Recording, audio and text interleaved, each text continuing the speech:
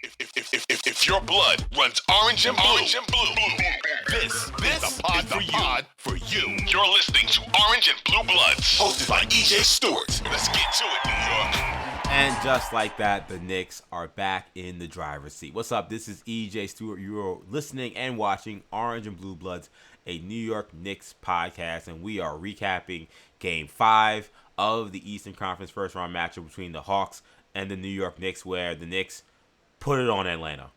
The Knicks now take control of the series. They're up 3-2 with an opportunity to close out the Hawks this Thursday on ESPN, 7 p.m. in Atlanta.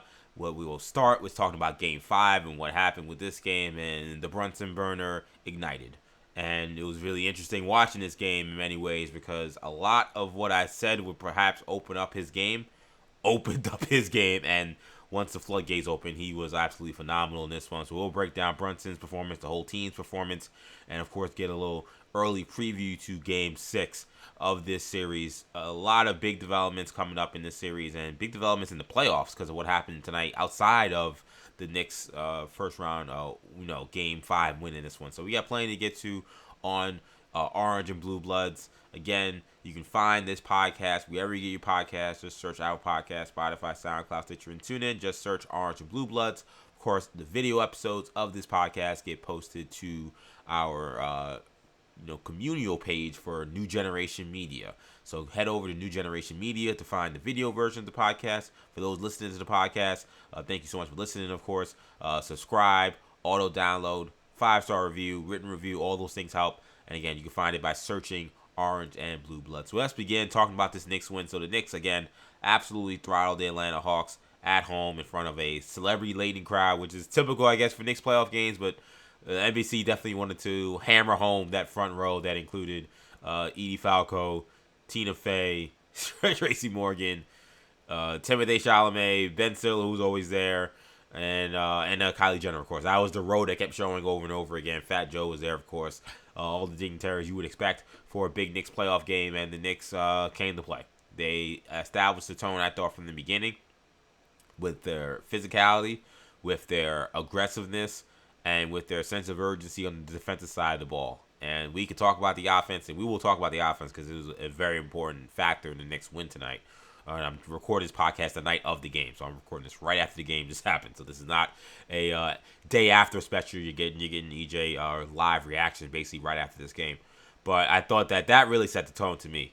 And what's been interesting to watch in the last two games, and I've seen this, and it's a very encouraging sign.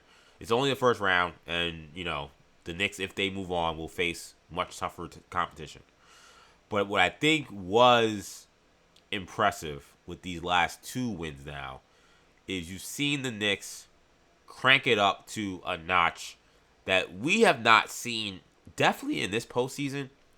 And I would argue maybe we really haven't seen, at least in terms of just the defensive intensity, the quickness, the aggressiveness. We've seen them kind of, with the Pistons series last year, that was a war where it was a back and forth affair that they could have multiple comebacks and win those games. We saw against the Celtics, they had to be down 20 points to come back into those games. And of course, they had the big Game 6 where there was a blowout. Now, this game and the last game kind of reminded me of that Boston Celtics Game 6 that they won after they came back from losing Game 5. I haven't seen this version of this Knicks defense, and it's something that Mike Tirico and Reggie Miller kind of hammered home in the broadcast, and it was something that I mentioned really over the course of the last few weeks of the season. That was my biggest question mark, was would the Knicks, when push came to shove, be able to guard, and would they be able to guard at an extremely high level? And that is what you're seeing. I don't know if it's a comfortability of where the Hawks are looking to get their shots from, and then now the matchups are a lot more pure, and I think the Knicks feel very comfortable with their game plan now. I don't know if it's just, again, what we see from teams that are on the precipice of trying to win something bigger, understanding the moment. But the Knicks defense looks unreal in these last two games. This is 2 games in a row where they kept the Hawks under 100 points. Everything the Hawks are trying to do looks extremely difficult. And it's not simply just the Hawks aren't executing an offense or they don't know what they're doing. They aren't shooting the ball great, and that is a problem for them, sure. They started making some shots a little bit to kind of keep the game afloat, really, in the second quarter. But to be honest, what I'm seeing is, again, the Knicks defense is playing with a level of urgency that I didn't see during the regular season, and I haven't seen for much of this year. And that is what I've seen from the great teams. When we talk about the teams that win championships, that get to the championship, what you typically will see is they're going to lose games in the playoffs. There are going to be moments where they're not going to look that great and moments where they're going to look kind of wary. And then you'll see those teams facing an opponent that perhaps maybe hasn't been there before or is kind of, an upstart kind of unit. You'll see them crank it up to 11 and apply low pressure and then really make it tough for that opponent to really meet that moment because they haven't been here before. They've never seen this level of intensity. That's what I feel is happening. This reminds me of when I was watching, thinking about the great teams I've watched over the course of my lifetime. The Miami Heat with LeBron, Wade, and Bosh. I'm thinking about the Spurs, all the different Spurs teams that I've seen do this. I'm thinking about the Thunder last year. Think about how they looked, that they were down 2-1 against Denver. Ironically, that was something that Mike Brown mentioned after losing Game 3, which he kind of got clowned for. But they've played defense at a level that has been reminiscent of the Thunder in the last few games. I think about the Lakers, Shaq, Kobe Lakers, where their defense kind of would go up and down. Phil would talk about it, and it seemed like by the time you got to the playoffs, they were completely dialed in. That, again, is the defense I've seen the last two games. Whether that continues, whether it's something that they could continue to tap into in this series or for the future series, I don't know. And there's going to be moments where they're going to lose, moments where they'll probably get blown out. Like, that's just what the playoffs are. But if the Knicks play with this level of defensive intensity, focus, and effort, they will be in every game they play in, or at least they'll give themselves an opportunity.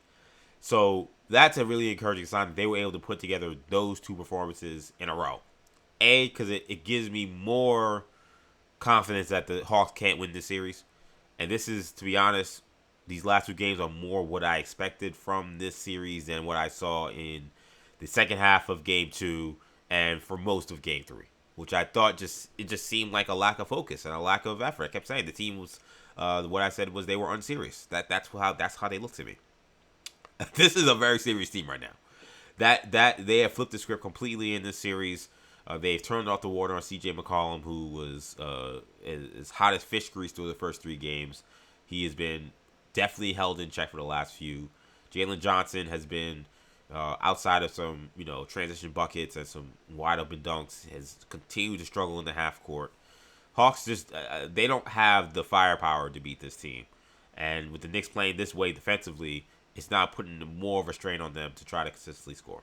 So the defense, A++ level effort from everybody. I don't even know if it's fair to really single out anybody, because it was actually stark to see everyone moving at different speed. Even Jalen Brunson, he had a couple blow-bys, and you expect that from him.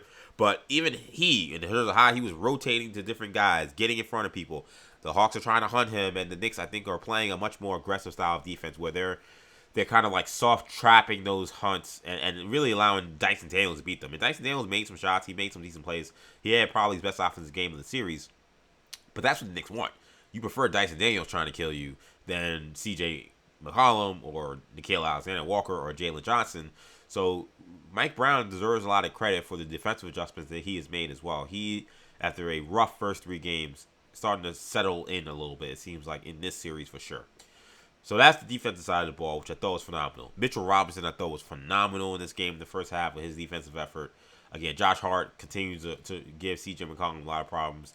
OG's been phenomenal. Again, it's hard to really pinpoint anybody. I just thought everybody. Mikal Bridges, he had a play where the Hawks looked at, they had an easy corner three on a fast break, and he sprinted from the other free throw line all the way to the opposite corner and deflected the pass that in a regular season game or in a game where you're just playing as a team that isn't about it, that should have been a wide open three. And his effort, allowed the Knicks to save a wide open shot there and set up their defense. They're playing on a different level right now. They're clicking on a different level defensively, and that is a huge sign of that's a plus, because that is something that I've been waiting to see, and now we're seeing it. Now this is the Hawks. This is not the Celtics. This is not the Thunder, but it's still good to see this, considering some of the problems they had defensively with C.J. McCollum, particularly in the first few games. So on the offensive side of the ball, which is what everybody's going to want to talk about, and it's apropos to talk about because it's a big part of this game and a big part of this story. Knicks set the tone offensively as well. The fact that on the very first play of the game, they ran the same damn action that was killing the Hawks the last game that we saw with OG and Cat and Jalen Brunson in this flex action. That told me also that this team was dialed in. They were not here to mess around. They were not here to reinvent the wheel. They said, we're going to get into this action immediately, and let's see what you were going to do with it. And the Hawks screwed it up on the first possession. Brunson, I think maybe a little apprehensive after what happened in the last game, didn't take a wide open three. He ended up still getting a wide open, very good look at a floater, and he missed it. But I was like, okay, they're here to play. They kind of know what they need to do. And they continue to destroy them in that action again. But what was neat about it was I thought that the Knicks and Brown and everybody, they did a really good job of not just necessarily running that same stuff with Cat and the pinch post from the corners with the action. They started running stuff from the wings as well. They mixed it up, and you saw the Knicks cutting them up on those flex cuts again in this game. And what I said was going to happen if they executed their offense was going to allow Jalen Brunson to then, once they adjusted, to get more one-on-one opportunities. And then what did you see?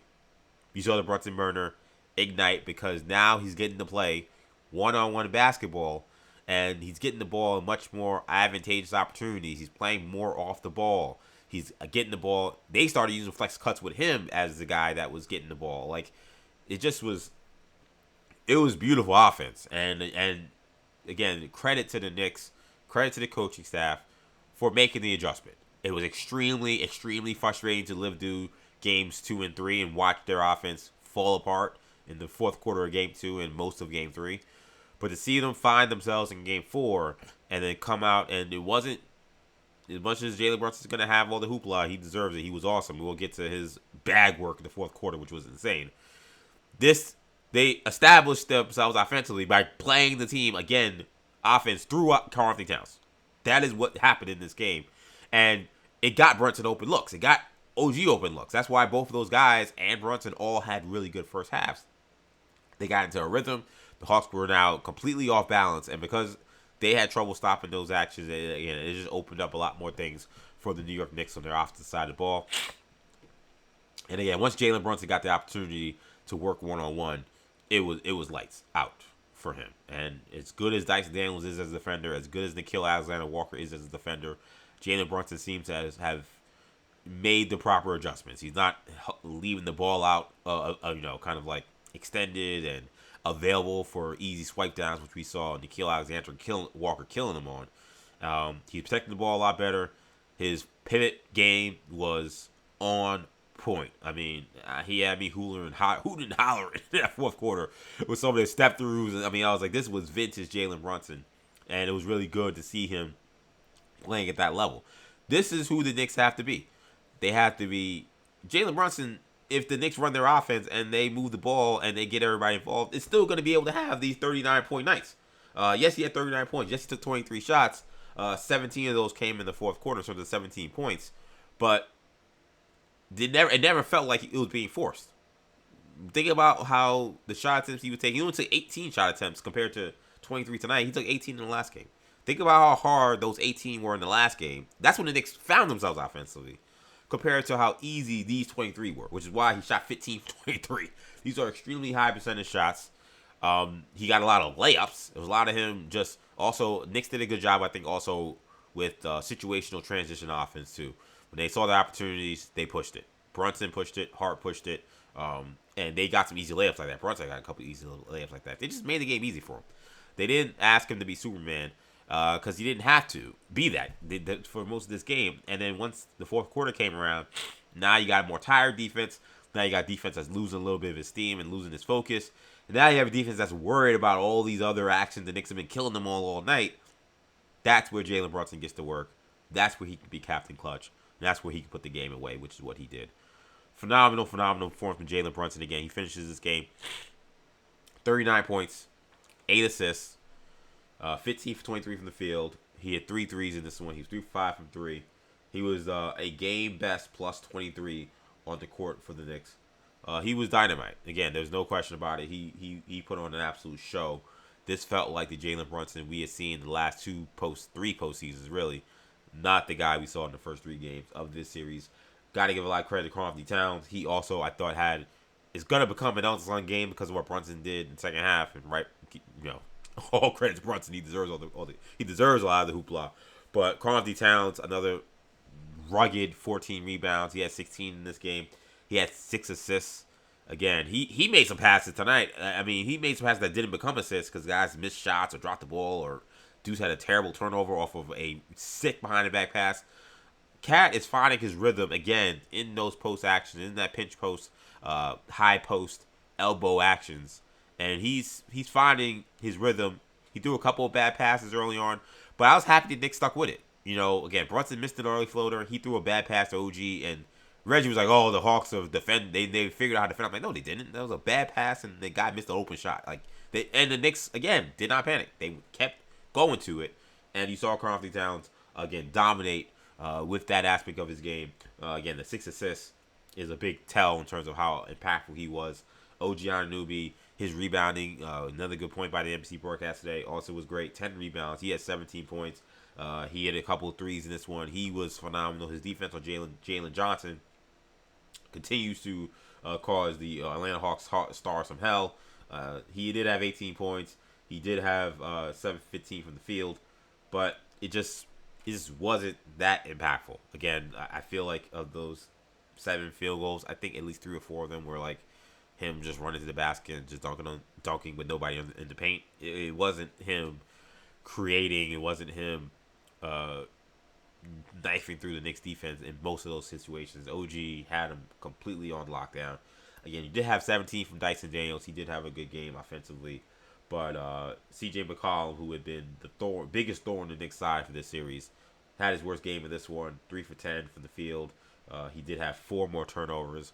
Once again, similar to what I said on the last podcast episode and what I said about the last game, Knicks is doing a much better job of showing him bodies. He is a talented scorer. He's a talented offensive player. You felt like he probably would come down to earth a little bit, but you were going to have to force him to come down to earth. He wasn't just going to miss shots by himself. They were going to have to show a little more force, a little more urgency, and show him more body, show him more hands, and he's just not able to he's playing in a crowd. In many ways, he kind of looks like how Brunson looked in the last 3 games. This game and last game, even though he shot the ball okay, he's playing in the crowd. There's guys all over him. The amount of black shirts Knicks wearing the statement uniforms on this night that they played. The amount of black shirts that you saw flying to the ball, flying to when he was getting into the paint. It's just a different level of urgency, just a different level of intensity. The team deserves credit for turning up the gas. The team deserves credit for answering the moment. And now they put themselves in a golden position, right? Because now you talk about what they have the opportunity to do with a Game 6 coming up in Atlanta. And everything's in front of them to dispatch the Hawks and move on in the series. Now, an important thing, and move on in the playoffs, rather. An important thing happened, though, on Tuesday night as well with this Knicks win, was there was a lot of expectation, and I even spoke about it when I did the podcast on Monday, about because the Celtics got ahead of Philly 3-1, and B came back and did not look that great, that it seemed like we were looking at, a Boston in 5 situation, and then Boston potentially getting a little extra rest before whoever they play next. And because the Knicks are in a deadlock series, we could say the Knicks, but we couldn't guarantee that. We didn't know, right? But the series is not over. Again, we'll talk about Game 6 in a second. But the Celtics surprisingly lost on Tuesday night. Joel Embiid, rising from the dead like Lazarus, finds a way to put it together after a miserable Game 4 in his first game back. He dominates Game 5 and puts together, probably one of the better playoff performances of his career, and leading the Sixers to a win over the Celtics on the road to force a Game 6 back in Philadelphia. So the Celtics, who I think will still win the series, still have their hands full. And now both of these series in the Eastern Conference on that side of the bracket, the 2-7 and the 3-6, will go to at least 6 games. So if you're a Knicks fan, you don't want to look too far ahead, because you still gotta, finish your breakfast, as they say. You do, though, have an opportunity to win the next game. Even if the Celtics win, there will be no rest advantage coming into the next series. You're not talking about the Celtics, resting in a 5-game, gentleman's sweep while the Knicks are battling in a 6th or 7th game of the series. We won't have to worry about that. At least as of right now, both teams are up 3-2 in their series. We'll see if the Celtics can close out on the road. We'll see if the Knicks can close out on the road. But that was an important development that happened Tuesday night. Sixers win, which means Celtics have to go back to Philly to play another game and try to see if they can close them out in Philadelphia. Other aspects of this game I wanted to talk about that I thought were important is you're seeing much more production from the bench. And I want to definitely highlight, once again, Mitchell Robinson. He was plus 19 in this game. His shot blocking in the first quarter was profound. He blocked, I forgot who, I want to say it was Nickeil Alexander-Walker in the first quarter. I forgot what it was. But he came in the first quarter. One of those guys tried to pull up for a mid-range jump shot. He punched their shot. He had several blocks in the first quarter. His rebounding, once again, became a factor in this game. He was, I thought, phenomenal. Knicks, once again, getting back to that Gotham lob. It's been like this, golden goose. Is sometimes it shows up and then it disappears. It feels like the Knicks started to find it towards the end of the season. Those lobs to Mitchell Robinson, then it seemed to go away towards, once the playoffs started. He got several lob passes tonight. They even threw him a couple where he got fouled, and he's not a good free throw shooter, but at the very least, even if he misses them, you're able to at least guard them on a set defense as opposed to a missed shot or a turnover, right? So, Mitchell Robinson was great. Really, the whole bench was great. Just probably didn't score, but I thought his energy was fine. I really got to highlight Jose Alvarado. And his insertion back into the rotation, another good move by Mike Brown. In many ways, it's probably him fixing an original mistake. Jose Alvarado should have never been out of the rotation, and now, he wasn't playing well, to be clear. He kind of made it easier for Mike Brown to take him out because he was not playing well. But Jose Alvarado and his energy, he's making some shots now. And what I think with him and with Josh Hart, Josh Hart didn't score a ton in this game, but he was good. He was 3 for 8, which isn't great, but he didn't make 1 3. With those guys, man, sometimes they become so unselfish. They don't just. Sometimes I yell just play basketball. Just be a basketball player. You got CJ McCollum on you. You got Kispert on you. You're a basketball player. Go attack them. Make a play. And I thought Jose Alvarado actually really, he also, I thought, opened up things for other guys because of his aggression. Because he was someone, he did the last game too, but last 2 games, he really, when he was out there previously, he really wasn't looking for a shot. He seemed like he was just looking to get guys involved. I actually really liked how aggressive he was. I'll take some of his misses if he's being aggressive and he's at least pushing the action. He's getting good shots, which is what he was getting.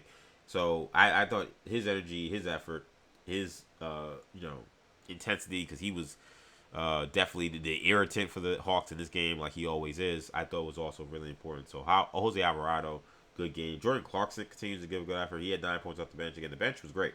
Plus 19 for McBride, plus 19 for Mitchell Robinson, plus 14 for Clarkson.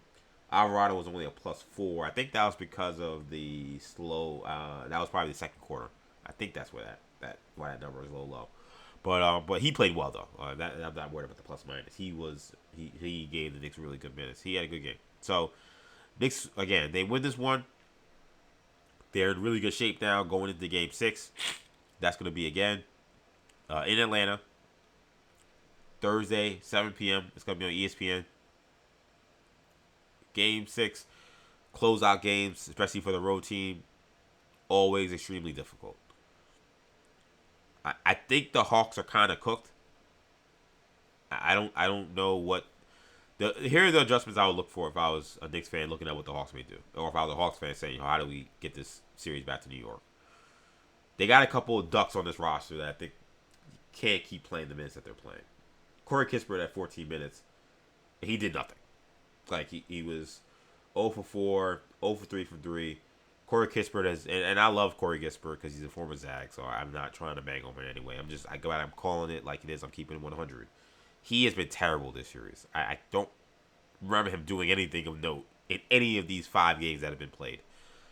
He's been given an extremely long rope. I'm not sure why at this point in time, because it's not like they don't have other options. Now, the options may not be the greatest, but Buddy Hield, even just last postseason when the Warriors had all those injuries, had big games in the playoffs. He just showed up, and they just haven't even given him a shot in the rotation. He came in, he made a three in this one, he scored. Like, I would assume that Buddy Hield gets a chance in this series with the do or die situation. I just don't think you keep trotting out Kispert at this point. He's not making shots. If he's not making shots, he's useless. Buddy Hield, he's a guy I never worry about making shots. There are other problems you may have, shot selection and defense and rebounding, hustle, all those different things. But it actually kind of reminds me a little bit of the Knicks played Philly a couple years ago. It was kind of the same deal. They didn't want to play Buddy Hield, and it's like, you're struggling for offense. You're playing guys that'll give you zero, and they don't play defense. Why not give them a shot? I would assume Buddy Hield gets an opportunity. Zachary Richey was a DNP CD. I don't know if they go back to him, but they have to find someone else on the bench besides Kuminga and Vincent. Kuminga had 13. I don't think he played well. He was 4 for 10. He did end up making a 3 finally in the second half, but I thought his shot selection. His shot selection was okay. He just wasn't making shots, and the impact he had. What I think has been a problem for Atlanta in terms of Kuminga's game the last few games is I haven't seen him drive into the basket. I thought, he had an incredible dunk in this game. One of the best dunks of the playoffs so far. I popped even though I'm a Knicks fan. But I haven't seen Kuminga. He really was imposing his will, especially against the Clarksons of the world. He's playing against smaller guys most of the time. He was imposing his will, driving to the basket, posting up. He has just gone away from that. He has turned himself for some reason into a jump shooter, and I thought it's taken him a little bit out of these games. So if I'm looking at the Hawks for adjustments, I think that they got to get Kuminga back into some more transition situations, back into some more post-up situations, and tell him that he's got to attack the rim. He can't be floating around looking for threes. He's not that great a shooter. He can make shots, but that's not his game, and that's not going to be his advantage in the series. I think he is bailing out the Knicks with all the jump shots he's taking. And I thought he bailed them out tonight. He was 1 for 5 for 3 in this game. So that's something I think I would look at. The Hawks made an interesting wrinkle to start this game to try to defend those flex options where they essentially just switched up the matchups. They decided to put Dyson Daniels on Cat and put Nickeil Alexander-Walker on Brunson. I think they assumed that would have given them more size in the matchup because OG was being guarded by Onyeka Okongwu to make it a little harder on those flex actions. And now you're having Brunson, Pickett trying to screen a guy who's 6'10", who's 240 pounds. I don't know. I don't think they got a great return from that. I think that they're, and Nickeil Alexander-Walker has not been bad defensively on Brunson. In fact, he's been pesky. He's, again, stripped him. He's had some success. But Daniels is the much better defender on Brunson, and I think Karl-Anthony Towns in that situation, because Dyson Daniels is only 6'7", he's 7 feet tall. I think those passes are almost easier now because he can see the defense. He can see right over him, and it's not going to take away his jump shot because the guy is short. So I thought he kind of negated Dyson Daniels' defensive impact. I guess maybe they thought he could flummox Cat and maybe get into some turnovers. But again, Cat took care of the ball tonight. He had one really bad pass, one of those cuts, but that was it. I think that was his only turnover. Oh, he had 3, so he had a couple more. But that adjustment didn't really work. So if I was them, I'm going back to what I did in Game 5 or Game 4 rather. Didn't look great either there, but I'd rather take my chances with Onyeka Okongwu being able to be. He's got to be aggressive. Like, if I'm coaching him, I'm saying, listen, you can't give Cat some free passing lanes and a free angle, but get in his grill, be aggressive, go for the ball. If you follow him, we'll get you out of the game. But we can't have that matchup where they were just screwing up because again, Okongwu's not used to guarding that kind of action where he's getting screened by a small guy and they're trying to switch, they're trying to communicate. They didn't guard it well, and it opened up things for the Knicks. So I would go away from that completely. And then the Knicks again, they kind of suckered them because they started with the original action that killed them, but then they ran that same set from different spots on the floor, which they were not ready for. So that was the adjustment you saw from the Hawks. I think they probably go back to the drawing board But now they have a little bit of a problem on their hands because Brunson has now seen the ball go in. And he's seen the ball go in against their number one defender, Daniels, in that second half. So he's going to come into this next game with a ton of confidence.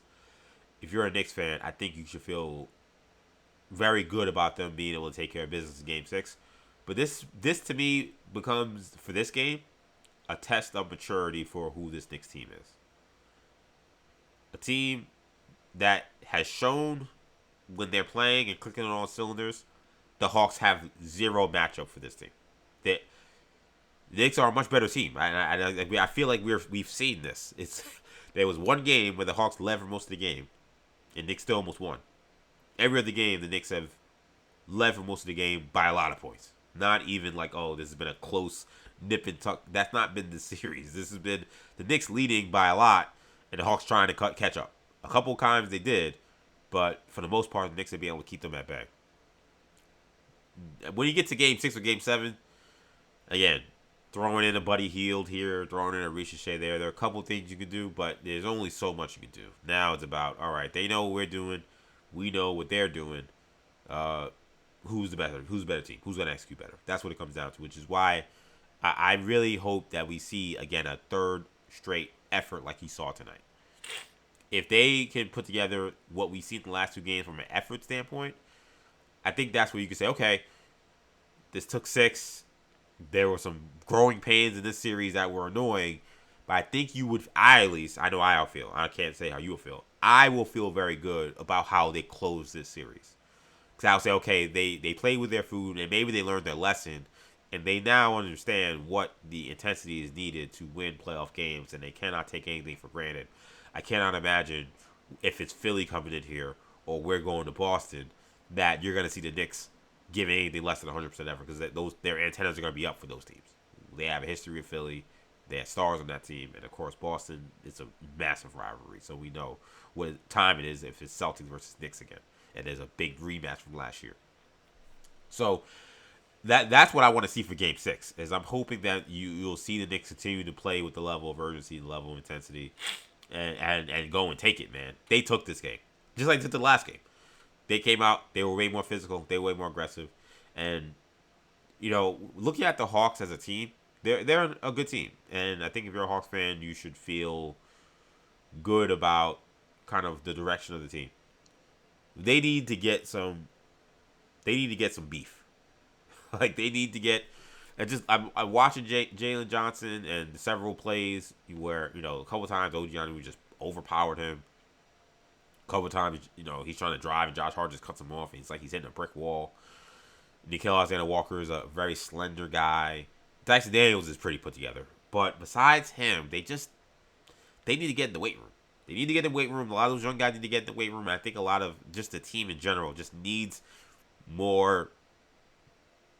They just need bigger dudes. To me, they play hard. I just think that they're overmatched. They're playing against a Knicks team that OG, Josh, Cat, Mitch, like they're playing some really, even Brunson as a 6'1" guard, like they're playing some very physical players that are now ratcheting up the defensive intensity and ratcheting up the offensive actions in terms of the hard screen. You got the Mitchell Robinson. He's had some awesome screens in this game. He got caught for one moving, but most of them were clean and they were physical screens, and the Hawks aren't getting through them. It feels like they're being worn down in this series. Do they have enough energy? Can they muster up another really great performance and figure it out from there? We'll see. But I think that if you're the Hawks, I think you're saying that we got to put together our most physical and most aggressive performance if we want a chance to win. The Knicks right now, the last two games, have snatched their chain. That is what has happened in terms of just the aggression that you see from New York in these last two wins in Game 4 and Game 5. So we'll end up seeing what's going to happen, how this series ends up shaking out. Again, Thursday is going to be when the Knicks play again. Thursday, 7 p.m. for Game 6. That is where you'll see Hawks, Knicks in Atlanta. I don't know if you'll see another takeover like of Phillips Arena like you saw on Saturday. That was a weekend crowd that was able to travel down to Atlanta and was probably a pretty affordable, a pretty affordable flight. Some maybe crazy enough to drive. but that probably was fine. Just noteworthy things. I'm just looking again. I'm doing this show right after the game, so I haven't seen a lot of reaction. Shout out to my guy Chris Persianen. He obviously does stuff for WFAN and of course NBA reporter for Clutch Points covering the Knicks. Say Mike Brown, no comment on Josh Hart's injury status. 30-year-old left for the locker room with about 5 minutes. Team PR says the Knicks medical staff has not given them any information about Josh Hart. Brunson left early too, so I don't know what that was about. So again, no idea if there was any issues with health in terms of that standpoint.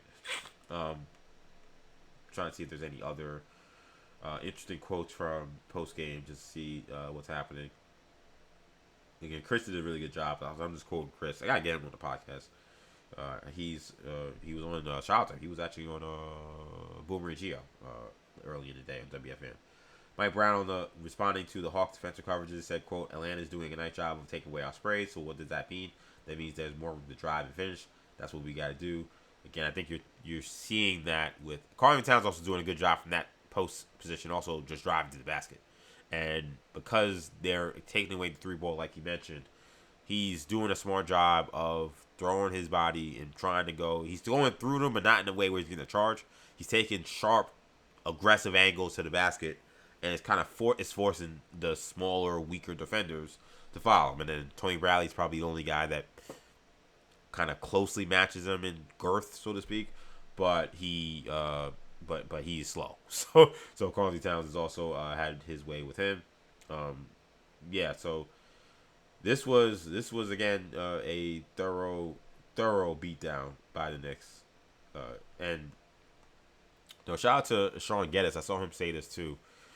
In terms of the frustration he had with the first two games, the first two losses of the series for the Knicks, where you saw them blow leads. And what was good about this game on Tuesday night as well was we've seen the Knicks get up 14, 15, 16 points. And when you watch some of these other teams play, and this is something the Knicks have had a problem with at points all season. I'm not going to say it's been a problem all season. They beat the Nets by almost 60 points. They had some pretty lopsided wins. They beat the Bulls by like 100 points, right? But there were times, though, where it felt like they're up 16, like they couldn't get it to 25. They could never like just get the game just completely out of reach. And that was the problem with the Hawks, where the Hawks kind of were just hanging around these games, and they were able to make it interesting or at least make it respectable in game one. This was 2 games in a row where it was kind of the same deal, where they're kind of in that 12 to 16 range, comfortable range for the Knicks to feel like they're in control of the game, but not comfortable enough with the way the 3-point shot is and the pace that Atlanta Hawks want to play at to feel like the game is over. 2 games in a row, we've seen the Knicks be able to get that lead up to 20, 22, 23. The end of this game on a 10-0 run to finish it out. That, again, is what I think people have been waiting for. It's like Sean was like, why can't the Knicks find a way to just blow these teams out? We watch the Thunder. They get up on a team by 15, and then they're just running away from them. Knicks, for some reason, just had trouble doing that. That was not the case again in this game. They put it on them, and a lot of that had to do with Jalen Brunson, Captain Clutch. So fun night to do a podcast. Fun night to watch the Knicks. This was a pretty much a non-stressful playoff game, which is rare for the Knicks. It feels like almost every playoff game they play comes with a lot of stress in this Leon Rose era of watching Knicks basketball. So it's good to have a kind of a non-stressful night and a non-stressful win. So Game 6 will be Thursday. I will probably record the podcast. It's going to be interesting. It'll probably Friday morning after 40 days of counting. But we'll see. I could, in theory, decide to do what I did on Tuesday night here, which is to record it right after the game. We'll see how that shakes out. I have a fun day planned for tomorrow that you'll maybe see on social media. That's why I'm doing the podcast early, which would be great for you folks waking up Wednesday morning. You wake up Wednesday morning, you go to your podcast app, wherever you're at, Apple Podcasts, Spotify, SoundCloud, Stitcher, and TuneIn. You'll see new episode of Orange and Blue Bloods. You say, oh my God, EJ recorded. He was out. Yep. I wanted to make sure I get this out because otherwise I'll be out for most of the day tomorrow, so I won't be able to record. And I wanted to make sure I got my thoughts out there fresh as possible. It's a Knicks win in dominant fashion. They beat up on the Hawks 126-97. And now you're talking about a series that shifts to Atlanta, and the Knicks with an opportunity now to close out the Hawks and move on to the second round of the NBA playoffs for this will be the, let's see, 1, 2, 3. This will be the fourth year in a row that they would have made it to the second round of the playoffs if they indeed find a way to clinch the series in Atlanta. That's going to do it for now, man. I want to thank you guys once again so much for watching and listening to Orange and Blue Bloods, a New York Knicks podcast. You can catch all of these episodes just searching Orange and Blue Bloods wherever you get your podcasts. Be sure to hit the auto download button. Be sure to subscribe, and if you can, give us a 5-star review. We greatly appreciate that. And of course, if you're watching on YouTube, the video versions of this podcast can be found on our New Generation Media YouTube page. Just search New Generation Media to find the content, and you will see not just Orange and Blue Bloods, but all the other content that I do along with my brothers on New Generation Media. Again, you can find that by searching New Generation Media wherever you get your podcasts. That'll do it for now. Great job by the New York Knicks. Thanks for listening. Thanks for watching. I'm EJ Stewart. I'll see you guys later in the week. Let's go Knicks.